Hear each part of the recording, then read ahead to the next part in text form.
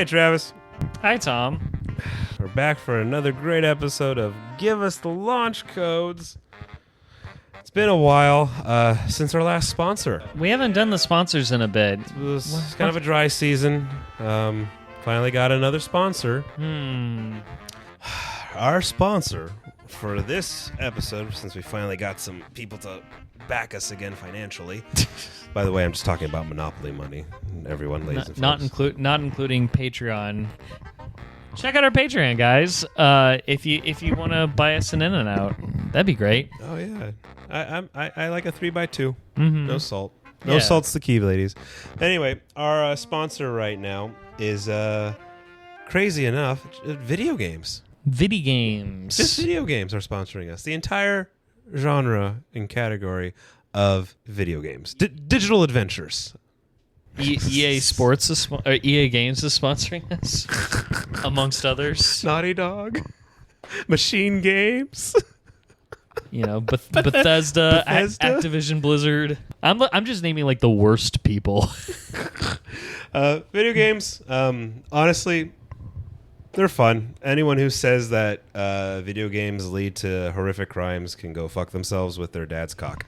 I feel like nobody believes anymore, but there's always that one guy every so often, including the president, the current president, who will try to make that argument. There's no correlation. It's like, it's not 2005 anymore. Get over it. Yeah, the video games lead to nothing but a nice way to relax after work, hang out with friends, basically play a movie at this point, because the way video games are made now, it's literally just an interactive movie. Have fun. That's all it is.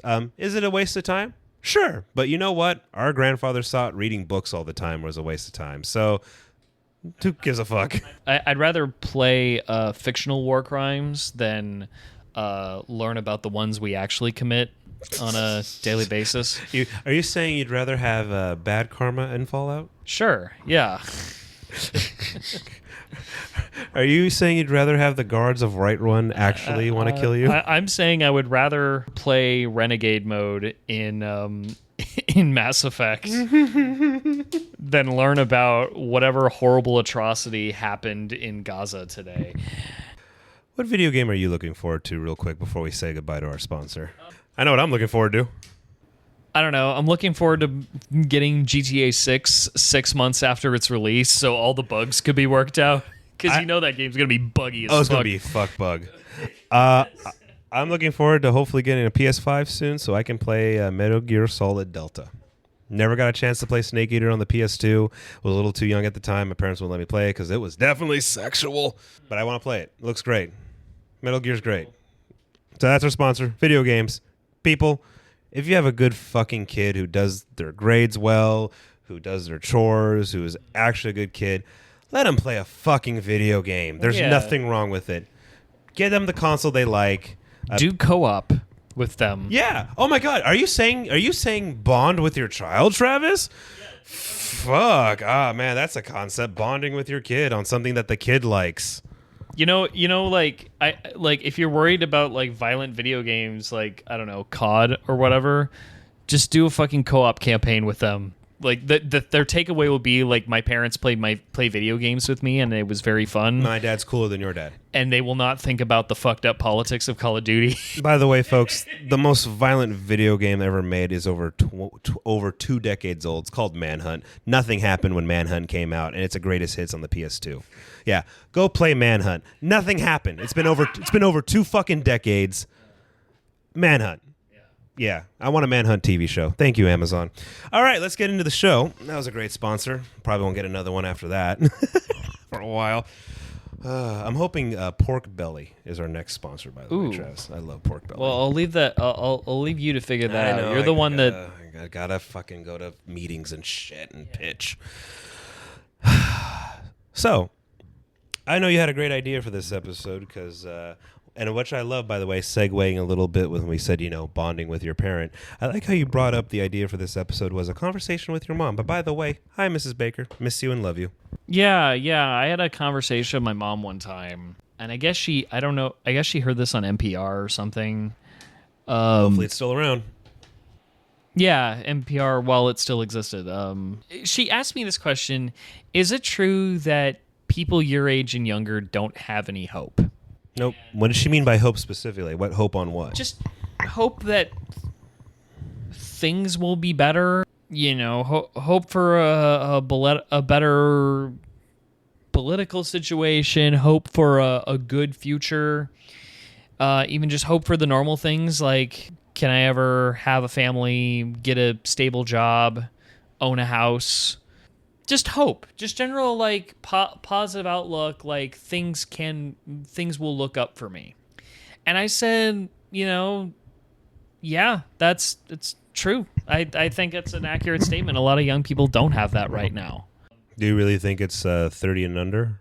Like that's like like millennials. Because we're just a year apart. But millennials and Zoomers. I mean, you know, I think about something my dad would tell me all the time when he look at how our two-party system is like the most polarized it's ever been before, and he says, well, I remember a time when Democrats and Republicans could work together and they weren't so vicious.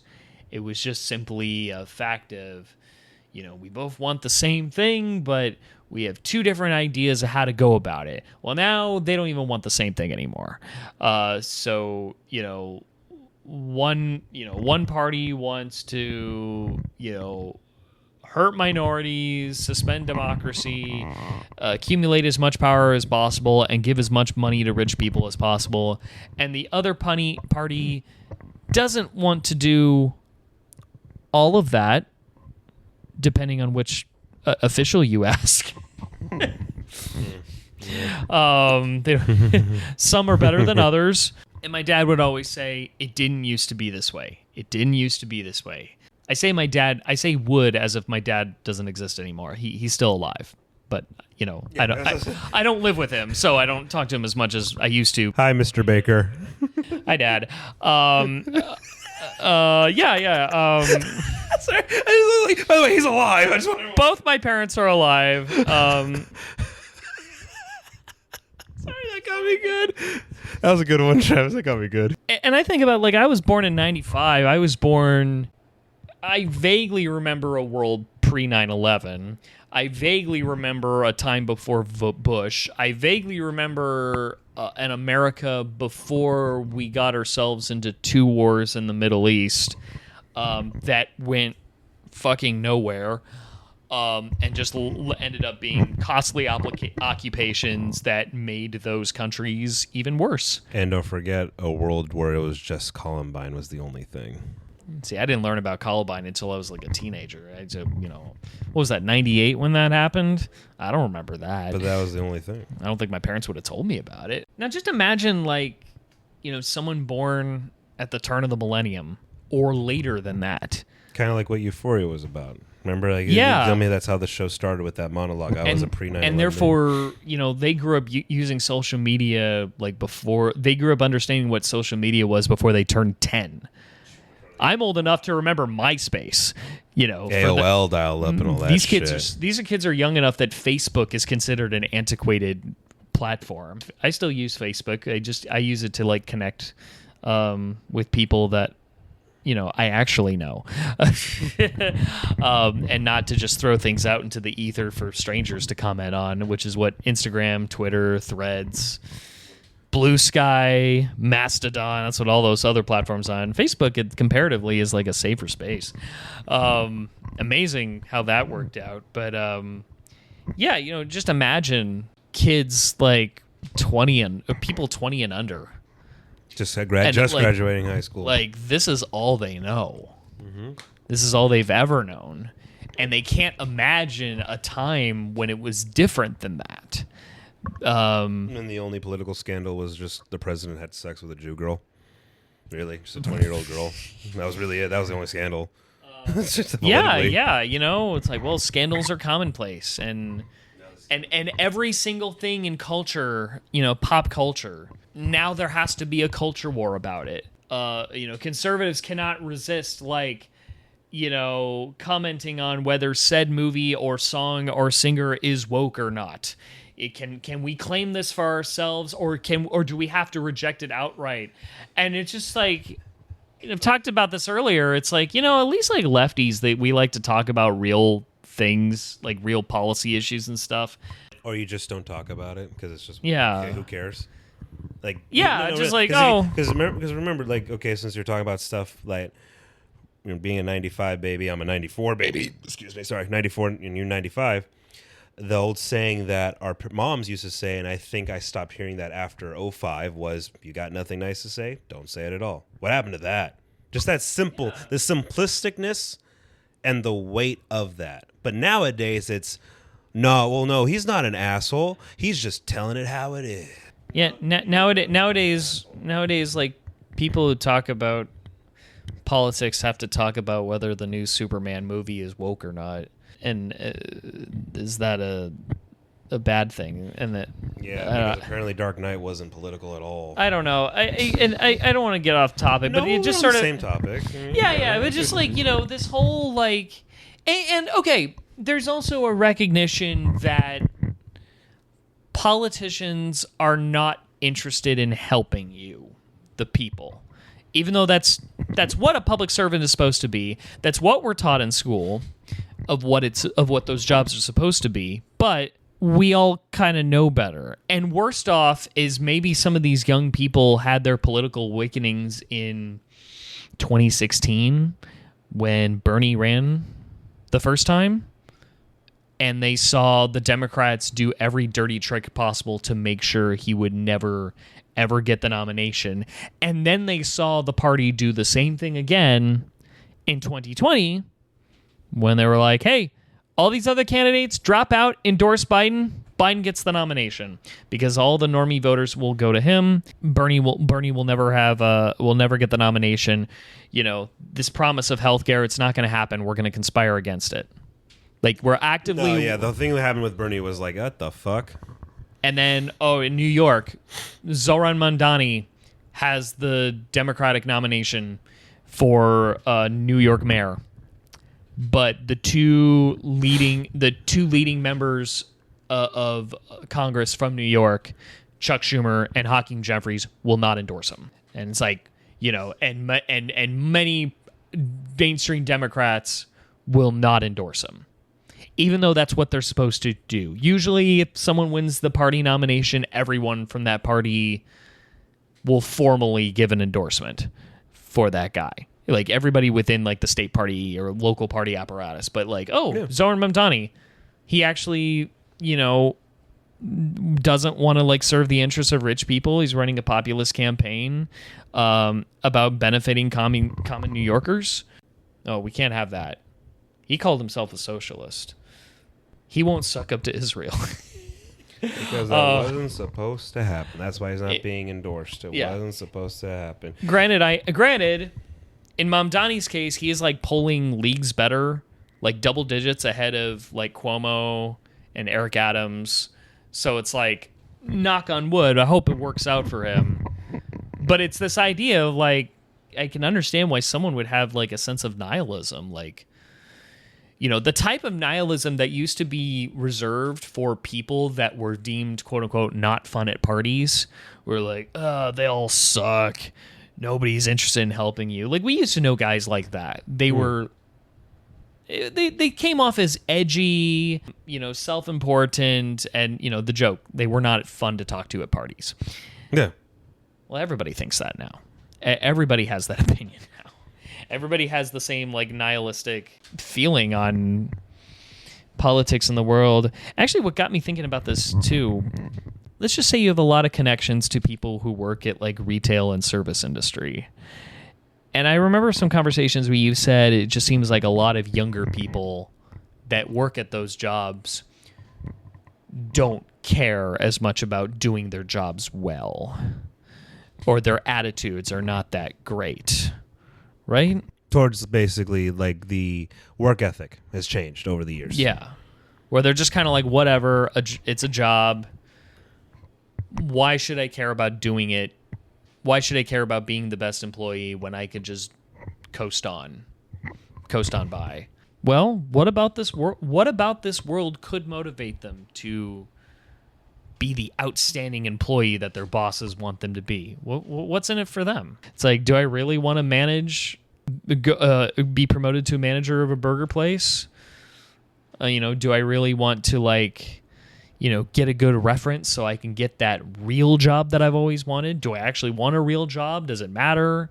Well, my answer to that is, when it comes to that, is I look at it the same way as I do my faith as a Catholic. I'm not going to be a good person just so I can go through the pearly gates. I'm going to be a good person because that's the point. Mm-hmm. So I'm going to work my ass off because that's the point. And by the way, I don't have this work ethic just because I'm married with 2 young boys. I've always been this way. You've known me for so long. You know I just work.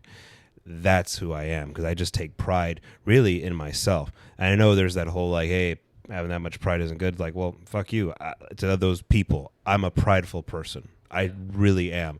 I'm very prideful about myself. So that's why I bust my ass to the bone. Not because it's like, hey, maybe I'll get promoted. Hey, maybe they'll offer OT. Hey, maybe I'll make more money. It's just me. So when it comes to working hard at a job where you're, let's say, right out of high school, well, why should I? When you see this and that, like, what's the point? The point is, the point is, in that aspect, when it comes to working hard at anywhere you're at, whether it's your dream job or not, is just, that's on you. So fucking do it or don't, but don't bring the mood down for everyone else. Fuck off or clock in. That's what I say to working. The overallness, though, when it comes to the everyday life and how politics are influencing us nowadays in the sense of hope, I think you got to force hope. You just got to force it. Mentally, physically, around you. You got to keep having hope. Hope is kindle. I just think of what Gandalf says. Yeah. Really, hope is kindle. Hope has got to be there irregardless, no matter what's going on, because then something will naturally happen. I know it's harder to say than most because everyone's different. Everyone is. You could argue was it how I was raised by my parents? Probably. I've been working since I was a 6th grader. Mm-hmm. How many 6th graders, how many guys do you know who's been working since 6th grade? This isn't like our dads back then or grandparents who were doing stuff like that young. This is like current, like a current 30-year-old who could say, I've been actually working my ass off since I was a 6th grader. Like, manual hard labor where my knuckles and hands were raw. That's just a me thing. But I think everyone, when it comes to just an occupation, find something that you'll at least enjoy. No one's going to have their dream job. Most of us aren't going to get our dream jobs. Let's be honest. Yeah. That's life. Try to find something that you'll at least enjoy. And then also, too, work isn't supposed to be fun. You make work fun. I've been making my job of almost 7 years fun because I just turned it into a game.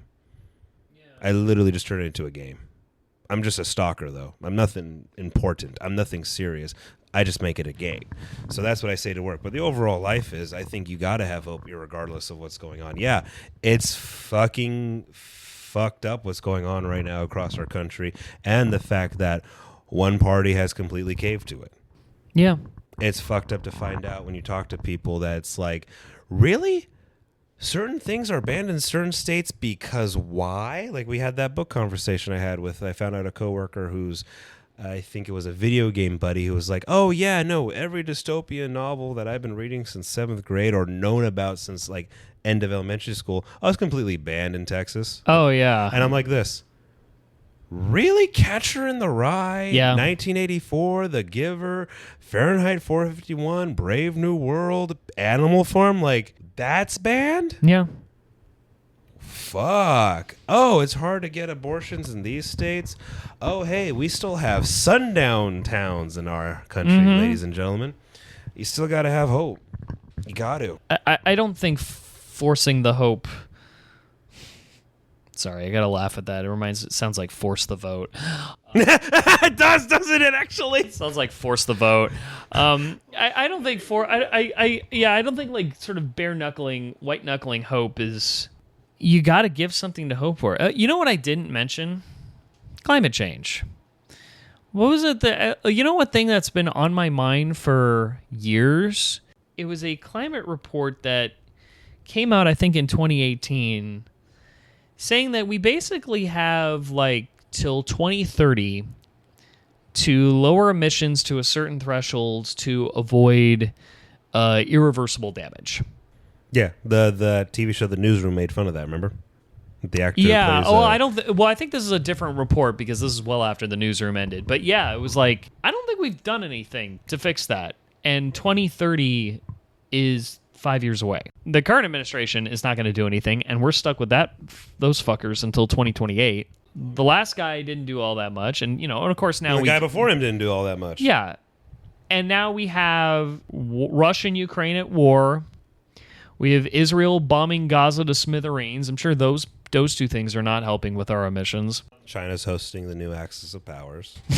I'll keep calling them that. That's what it is. That's what that is. Powers.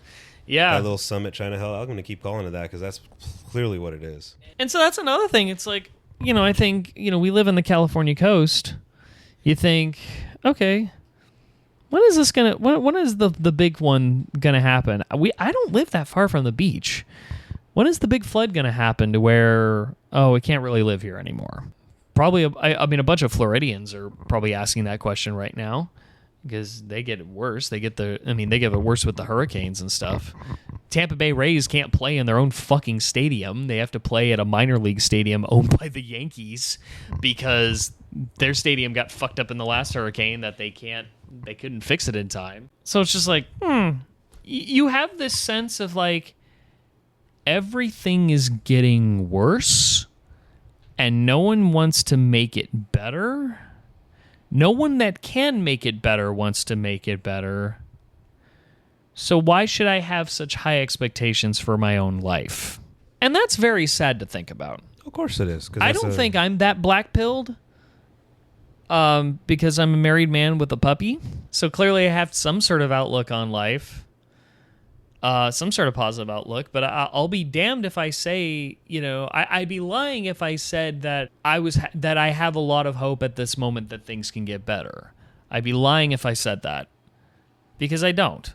I feel like I've been screwed a lot, and I'm 30 years old, so I can't imagine what it's like for someone at least 10 years younger than me to be feeling right now.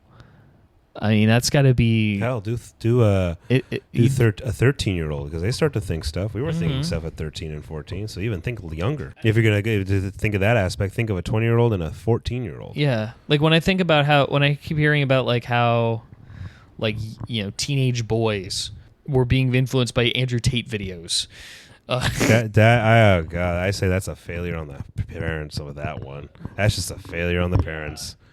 If your kid gets influenced, even if it's a positive person, even if it's a positive YouTuber, if any of your kids are influenced by someone that is not you and the other parent, you have fucking failed. The only influences I've ever had in my life is my mom and dad. Yeah, that's my influences. Yeah, and I think what is happening to young boys that they would even be driven in that they would be radicalized in that direction in the first place. I got two reasons. One, well, obviously there's that chance that dad ain't around, so you got to look to something as a male figure. That's what happens. Two, and this is the sadder thing because I have seen that. I remember some of the parents from high school. Mom sucks. Everyone just thinks that, there's the abusive father. Yeah, there's also the manipulative mother. I've met those women. Sucky-ass parents, yeah. So that's why. That's why, for example, I think it's kind of subsided the whole red pill movement, but when the red pill movement was at its height, these young boys, it's because mom sucks. Mom must really be an awful woman who... No, that is a factor. That does stuff to a boy watching either just a mom who sucks ass or also who is venomously destroying your father on a daily basis. An unhappy mom, whether it is someone's fault or not, just an unhappy mom in the house will destroy you, the family. And you could be looking to that because what's Andrew Tate saying? Oh, you're going to act like a bitch? Fuck off. I'll get someone else who's hotter and younger and tighter. True. And I have to imagine the father is... whether they're abusive or absentee or just not great to be, if there's a father at all. This is we're just talking about a 2-parent household, but it's because there are some things for a boy. I mean, we're only talking about boys, but I know this also There are girls this too. overall thing affects girls too. The hope question also affects everyone. women. Yeah, it affects everyone. But that's one thing about it. I think it's just there, and it just trickles down where the main maternal figure failed. Either maybe he's not there, or really is a shitty person who should not have gotten pregnant. There are a lot of people in this world who you will meet, who we will all meet and see, who are like this. Oh, you should not have gotten pregnant. You are a piece of shit. Mm-hmm. God, I wish you were infertile. I've said that about a few people. Oh God, yeah, I've said it. I wish to God some of the people I've known in my life were infertile. It's true. It's true. You've met some people like that. Like, I'm sure. I know I have. I hope you're just like, I hope you never breed. Yeah, no, there is. There are real people out there. Hell, there are real famous people out there who are like this. Oh God, you have kids? Fuck. Granted, there are also a lot of like wealthy politicians who I'm like, who I also wish didn't breed. That's what I'm saying. Because I'm like, it's that how when is it comes to those certain influencers who are getting a hold on a group of just younger generations, boys or girls, it's like, oh, the household failed. It is. Because I can say this about us, because we were in high school when the influence thing was really taking off. And we knew people in high school who were a little younger than us or older than us in the grade level who had influencers they, worshipped. I'm like this. I worship my parents. Oh God, the red pill internet movement of the mid 2010s. Yeah. Of which like most of them eventually got booted off to YouTube and then shunted to like fringe platforms that nobody uses. But the thing is, and the ones that survived, like they had too much money. Yeah. And but the thing is, the influence thing has gone on longer before the main red pill movement with Andrew Tate. It's just, oh, the household failed. It's so cut and simple. It's like the household failed. Someone in that household or both failed, and that's why. It's a lot of work to raise a kid. I know I'm only 3 years in, but it is constant, daily. You have to be a happy motherfucker doing it. And you have to have a village. Thank God I have my parents. I mean, right? I mean, it is. Hey, thankfully, my parents picked who my Nino and Nina are. Mm-hmm. Because of that, my Nino got me a job as a 6th grader. My Nina, she's the one woman who and it's nothing against her, terrifies me. That's the scariest woman I've ever met in my life. And I love her so much for it. I love her. She raised me. She's after my mom, it's her. But it's like that. I think it's just when it comes to people get influenced by shitty motherfuckers, like not just Andrew Tate, there's Candace Owens, there's Charlie Kirk, there's all the Daily Wire people, there's even those fucking Navy SEALs now who are just personalities. It's like, oh, the household failed. If a person gets back in our parents' day and age when they're in high school, oh, God, I love this celebrity and this and that. Oh, wow, my grandma and grandpa fucking suck. Yeah. Anyone who says their hero is not their parents, okay, someone failed. And it's not the kid.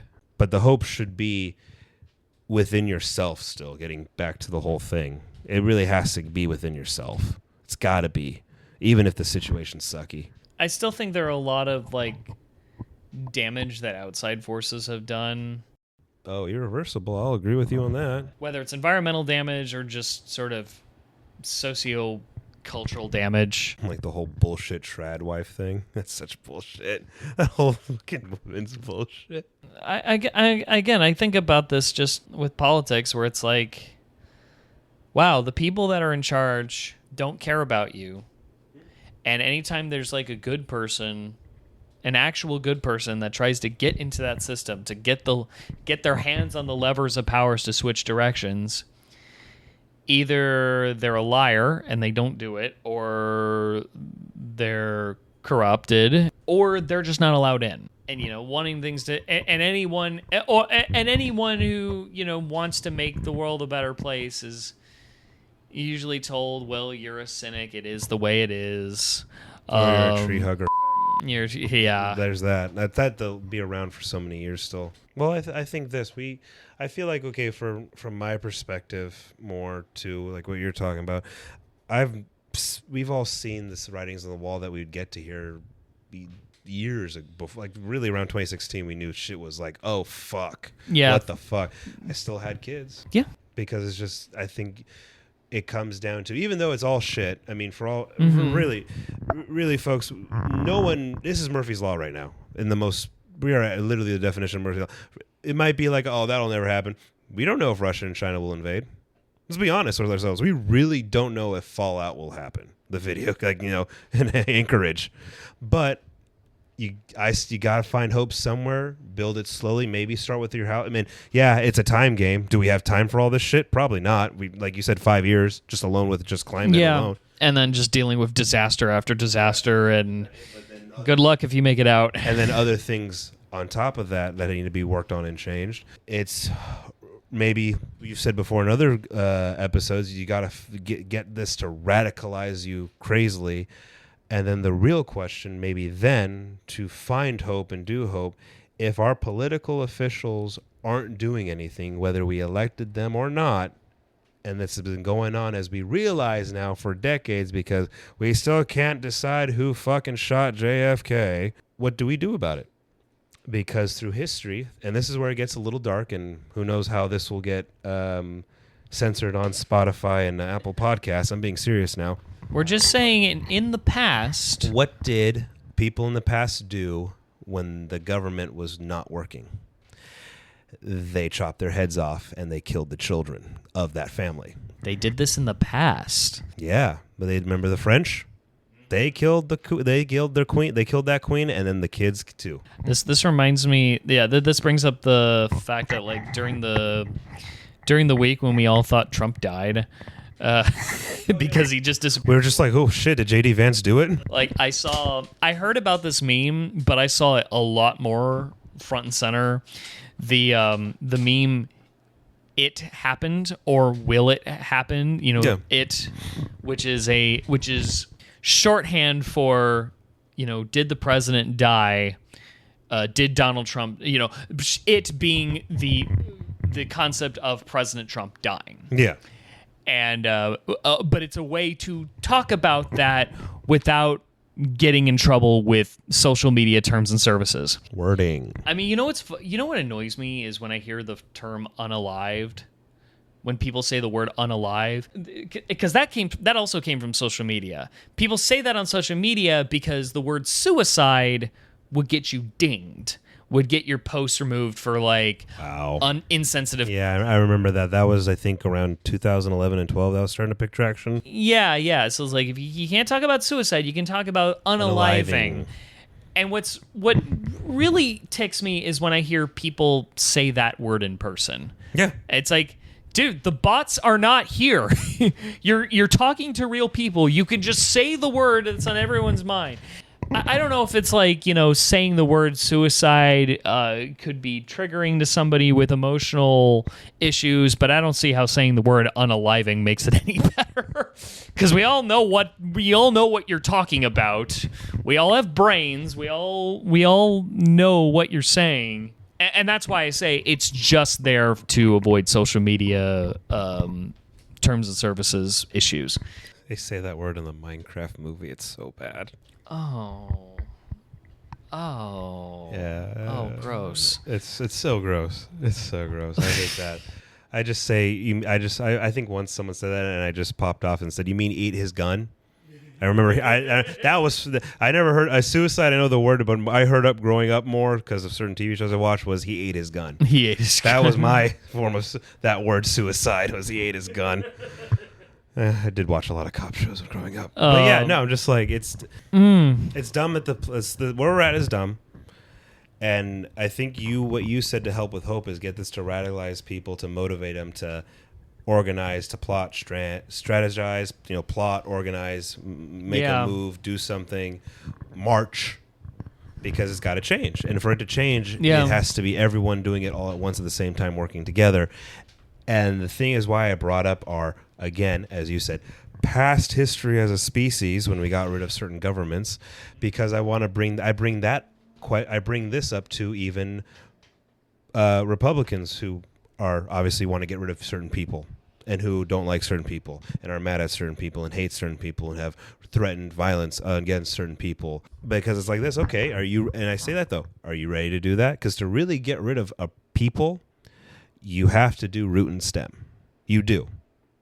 That's the only way. Thank God it's never really worked historically, because thank God, the forces of good got there in time. Well, what are you talking about? Like disappearing people? And No, I'm stuff talking like- about genocide. I'm talking about killing the children. I'm talking about actually only one time in our human history where it basically worked, where the Greeks were throwing Trojan babies off the walls. Oh, okay. That's what I mean, because when I say like we got to have hope or else it gets uglier. Mm-hmm. Because we are being pushed as a society closer to closer because of how fringed we've become, how much hatred we have just between us due to these two-party system we have. Is getting close. It's like, it's okay, are you ready to kill for that? Can you think of anything right now, like anything that has happened in the past year, that you can point to and say, well, it's not all bad. We have this, and we also have this. That as a counter argument to everything is getting worse. I think sadly it isn't enough because it's just personal. It's just about, well, my life is doing good. Not that my life's doing good. It's just I got to see my youngest walk. Okay. My oldest is having conversations of wanting to break down a movie scene for what's going on. It's personal. And I know that's not good enough because overallness, really, what corn nuts are now have a flavor called loaded taco that tastes good. I mean, really, globally it's something that happened. Oh, at least we have that. I'm like, maybe it's just I've never had that outlook. I've always thought selfishly, really. And I can say that because I'm only thinking about what's going on in my life. Not that me specifically, I'm doing good. Hell, I'm sore as fuck. I'm tired. My knees fucking hurt from those injuries I got in high school. But it's just I'm seeing this fucking little dude who has half of me in him doing something. And it's awesome. And I know no one else in this planet can relate to what I'm going through. Yeah, you could say like, oh, there's a lot of other parents who are like, oh, I know what you mean, man. When your kid has those first steps. I'm like, no, fuck you. My kid's taking his first steps and he's acting like Godzilla. Yeah. And I've never shown him Godzilla. He scares the shit out of me. My youngest is a demon and I love him. But it's that. Overallness in the world? Not really, because personally I've never done that. That's maybe that's just my outlook on life. I've never looked towards others with that. And I know that's a problem because the majority of the world does not think the way I think. Mm-hmm. The majority of the world doesn't work their ass off just because, well, that's just me. We need human motivation from our leaders, whether it's parents, whether it's older siblings and friends, our bosses, and to our political leaders. We need even our actors, as we've seen, all our fucking performers, whether it's music or acting, they suck dick now. Like we're seeing that more and more. There's not any actor who's like, fuck yeah, you're still a piece of shit. You are. Literally every famous person really is a piece of shit. Well, let's be honest, we'll find something out about Tom Hanks. We will. Look at how Denzel Washington's acting like a grumpy old bastard now with interviews. Have you noticed that recently? Yeah, he said, like, I don't watch movies right now anymore. I don't care about the Oscars. Or even the response to, like, hey, cancellation. Like, cancel. Fuck you. What are you going to do? Cancel me? It's like, oh, you're just an old grumpy man now. I don't know. I kind of like that he said some of that stuff. No, true, but you can see... He's my kind of grumpy man. You can see in the delivery where he's just become a grumpy old bastard. You know what I mean? Like, where was that panacheness that you had in the 90s? Mm-hmm. You're just going like this, dude, I'm fucking done. Like, I don't give a fuck. It's like, hey, we don't need to hear that. Mm-hmm. It's the equivalent of Daniel Craig saying, I'd rather cut my wrist with a piece of glass than play James Bond again. It's like, dude, we don't need to hear that. Like, be a professional. Like, none of our famous people are professional anymore. They're not. And it used to be like that for our parents. Where, like, your famous people and celebrities were fucking professional. Because professional does not equal authenticity. Yeah. And what people want is authenticity. That's why and I put authenticity in quotes because given that's why we have the man that we have in the White House. Yeah. The only authentic thing he did was just say, yeah, the Bushes suck. That's all we got. Sure, yeah. That's it. And it is kind of nice that he's telling Florida, calm it down with that vaccine bullshit you're doing. We actually need it to work. Yeah. Oh, thank God for that, I guess. But really, I think you just got to... I still argue you just got to white-knuckle hope whether it's there or not. Whether you're a grumpy 50 to 60-year-old who's tired of how the world is now and thinking about your children or grandchildren and what they're going to do, to the 20-year-old who's in the middle of college going like, what's the point? Because scientifically, I have the data that says I might as well eat my gun. Yeah. Is you got to force hope. I think forcing hope, great. It's like saying fake it till you make it. Force a smile. But we are coming to an interesting point in our political sphere of America where it's like, hey, we're being pushed towards a civil war, really. Never will happen, but we're being egged on. Yeah. And the rest of the world is not going to help us. They're just going to wait to see what scraps they can pick up. We don't have an ally. We need to get our allies. We're pissing off the South Koreans, which is dumb. If I was to come up with anything of like, well, here's some substantial things that'll make the world, that like, here's some things to look at. And I don't think it's much, but I can point to this. First of all, Ukraine still exists. They got invaded by a superior military power, and yet their country is still around. They did not get conquered or taken, and it's not without a lot of bloodshed, but it's like those people have found resilience to keep going and keep fighting. So that's something. I mean, it's really dark, but that's one thing. Another. The night is dark before the dawn. Another, amidst what Israel has been doing in Gaza, which multiple human rights organizations and genocide scholars and even Holocaust scholars have sound the alarm, saying that what's happening is tantamount to genocide. It is. It is a cleansing.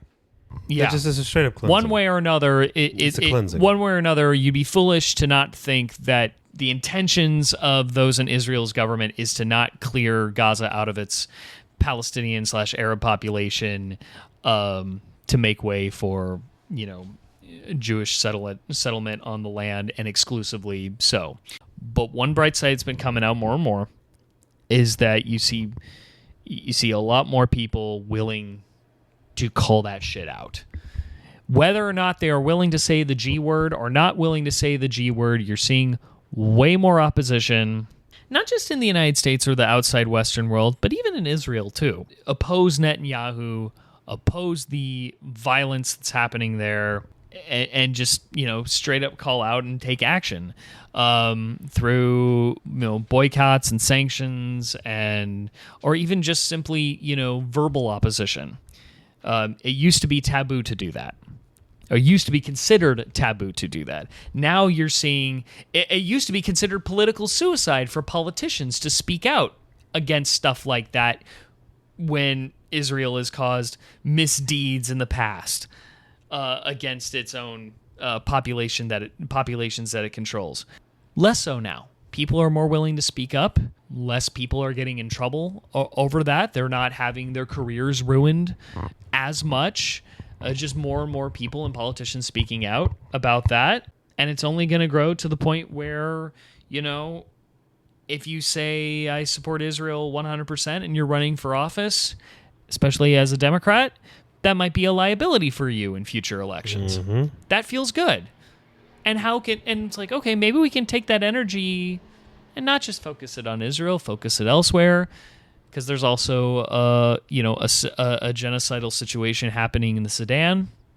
Maybe we can take that there. I mean, granted, we're not directly affecting its situation as much as with Israel, because we don't, as far as I know, I don't think we get Sudan or South Sudan like millions upon millions of dollars in defense spending. But maybe there's something there. And then I look at, when certain politicians do get elected, especially like the Zoran Mamdani thing is something I'm pretty jazzed about, because he got elected in New York. He got elected to the Democratic nomination, the one party that actually controls politics in New York, and the only election he really had to win, hopefully, knock on wood. And he was not a typical Democrat. He broke a lot of the rules of like what you're supposed to do to get that nomination, including not sucking up to Israel when other people tried to use it as a gotcha, and it didn't work. Yeah. He is now the front runner for the general election in New York, and nothing that Democrats and Republicans are scheming to try to boot him out. but polling wise, it's not hurting him. If they're both working together to scheme him out, that just shows you everything. Yeah. Like Trump offering Eric Adams a position in the administration is as an incentive to drop out. Like, wow, like you're just being naked about this. And the fact that he was elected to the nomination means that, he mustered thousands of people, thousands of not millions of people. Well, let's say thousands because it's a city. Thousands of people together. Well, if it's New York City. New York City is over 12 million. Yeah. So it probably was millions. Yeah. It really was. It really was millions. To rally behind, a much more, social democratic approach. The idea that government and that society can be organized to benefit common people. That's the whole point of government. Help out the common person. What public services. The rich and famous, they're okay. It's the common person. The fact that he's able to do that in New York tells me you can do this anywhere. Also, too, it just shows you again, and you gotta hope that once this guy hopefully gets in office, he does the job and can do the job. When it comes to this man saying he's a socialist and how every Republican is like, oh God, blah, blah, blah, blah, blah, blah, blah. I'm like this. Okay, there's socialism, there's democracy, communism, fascism. There's just those right there. Yeah. The ones who ruined it are humans. On paper, there is some good there. Mm-hmm. The ones who ruin every here's the dirty secret. The ones who ruin every political system, every system of organized society, it's people. Yeah. Guess what? Okay, let's take it back through history. Julius Caesar. Only during times of war we need you to be a bit of a dictator. Oh, nope, it's mine. Okay, well, he ruined that because the Romans had something that was working in the past, but one human shat on it. And that's why, Rome fell and that's why we have a great TV show on HBO. Yeah. And a great Shakespearean play. Yeah. Communism. Russians fucked that up.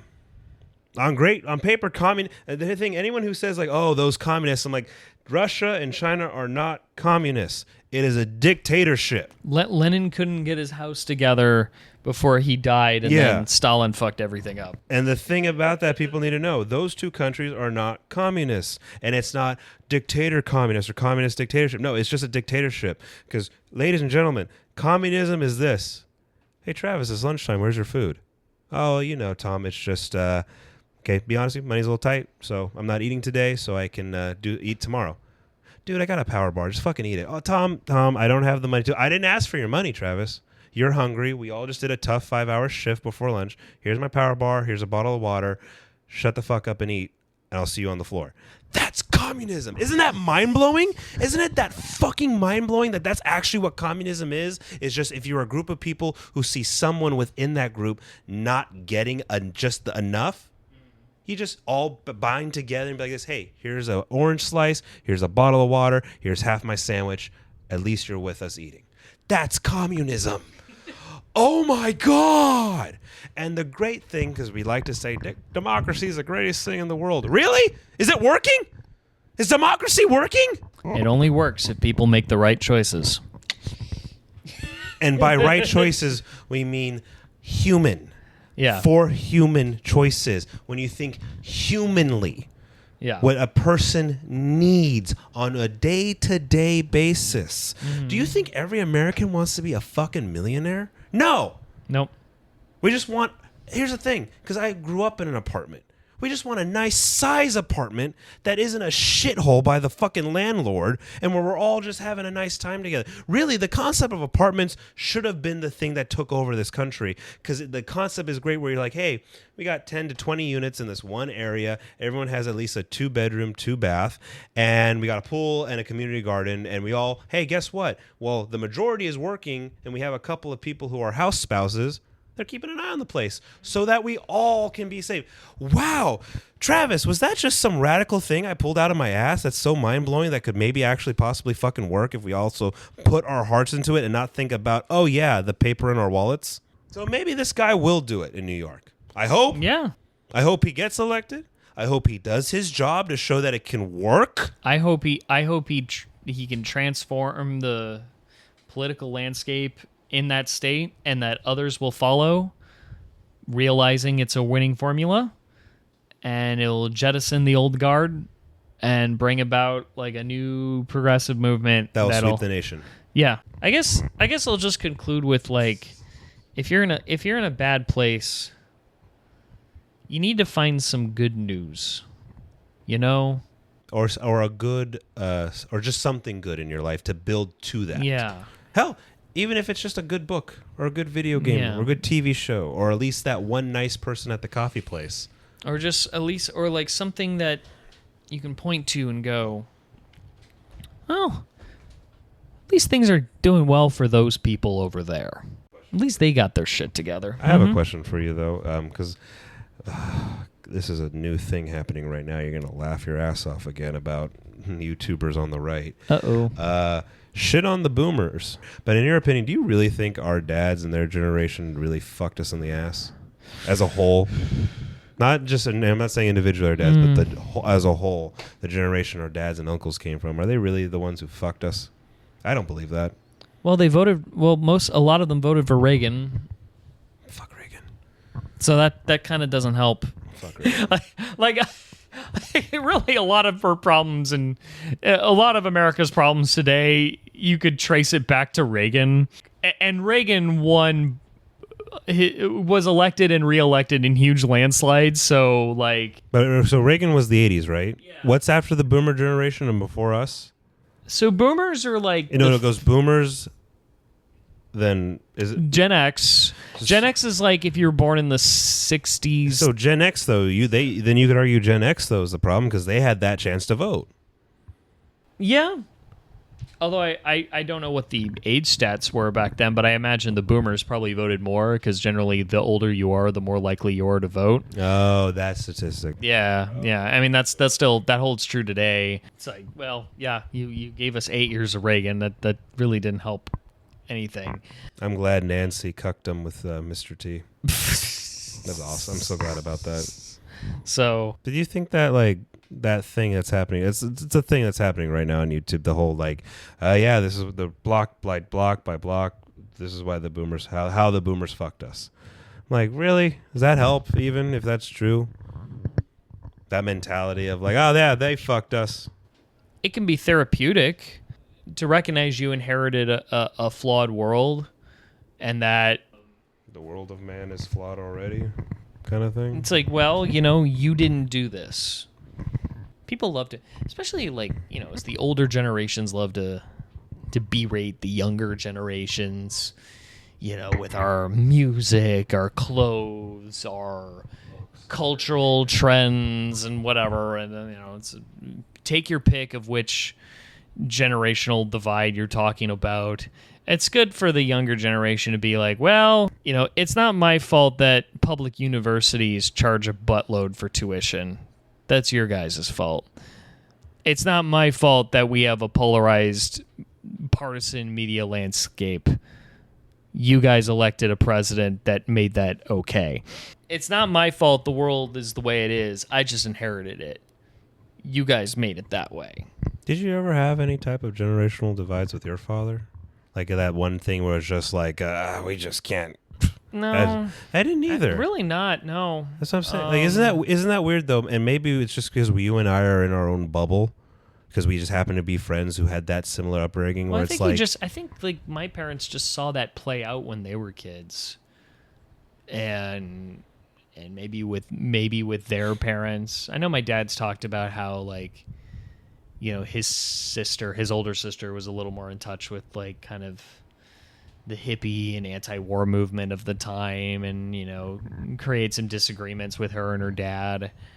I think my dad just saw that play out and was like, well, I could be a little more with it, or at least less judgmental of what my kids are into. I never had that.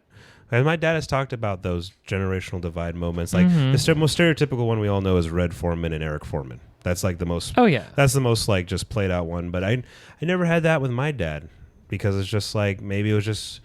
I know he's told me stories too with his father that he had those moments a lot, And I guess maybe he, like your dad, he chose just not to do that to his kid. Yeah. Like, just to be like this. Either I'm going to like it or not, but I'm going to let the kid do it. As long as it's not hurting them. Because I played... My dad liked video games, but like just Pong and Asteroid. Yeah. Me, I fucking love video games. And he just said, cool. And you'll just sit and watch me or sit and read next to me. So maybe it's just that simplistic where I guess I feel like I'm in my own bubble when I don't have that. You could have done this like you're saying. Yeah. Because I'm just like, that was his life. That's his thing. I'm just doing what I'm doing here now. Yeah. So I'm trying to be better. And not saying my dad wasn't a good father. He was a great father. He is still to this day a great father. I'm just trying to be a better father than him for the sake of my kids, because that's what you're supposed to do. And I'm hoping my kids are a better father than me for the sake of theirs. So maybe I mean, here, my dad has said to me a few times, you know, I'm really sorry this is the world we're leaving you. My mom and dad have said that to me. And maybe that's why I'm like sympathetic to the whole like, you know, okay boomer meme culture, like fucking old people screwed us. I mean, because that was just something I was taught. It was like, well, this is the way it is because of the actions of those that came before you. And you are left with the mess. You are left to pick up the pieces. If we were to wrap this up, why are you laughing? You said it twice now. The wrap up. I'm like, oh, that's right. You already were trying to conclude. I forgot. Well, we have a bad habit of that on this show. That's what made me laugh, because I don't know, maybe it was the timing when you said to wrap this up and you looked at me like, don't say a word right now. That's the look I saw you give me. That's why I laughed. I'll just reiterate. Just find something good that happened, that is happening. If it's not happening to you, find out if it's happening to someone else. And put something good in your life, too, at the same time. Do Yeah. both. Even if it's just a simple cup of coffee once a morning. Yeah. Or your favorite TV show. Even both. Even if it's just a funny video of a tow truck towing away. This is a real video I saw where like a tow truck towed away an ICE vehicle because it was parked illegally. And it's funny, you're watching this tow truck run away with the SUV, and the ICE agents are trying to chase after, like, hey, get back here. That makes me feel good. That gives me a little hope to my day. Find stuff like that, or don't. Find something else. And still do what Travis says. Find something you believe in and vote. Get out there. You gotta. Now more than ever, you cannot be complicit. Vote at the very least. Yeah. You know what? Believe in the power of voting, because if you don't, then it's either you're just sitting there or you're one of those horrible people who like to get bloody, because we don't want to do that again.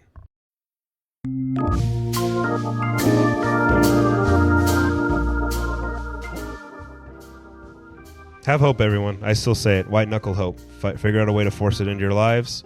But do what Travis said, too. Look for something that is hopefully happening, because good things should happen and continue to happen. Hope to God those Epstein files get fully released. That also gives me hope. The fact that people are still talking about the Epstein files and it's backfired on Trump pretty hard. That does make me feel good.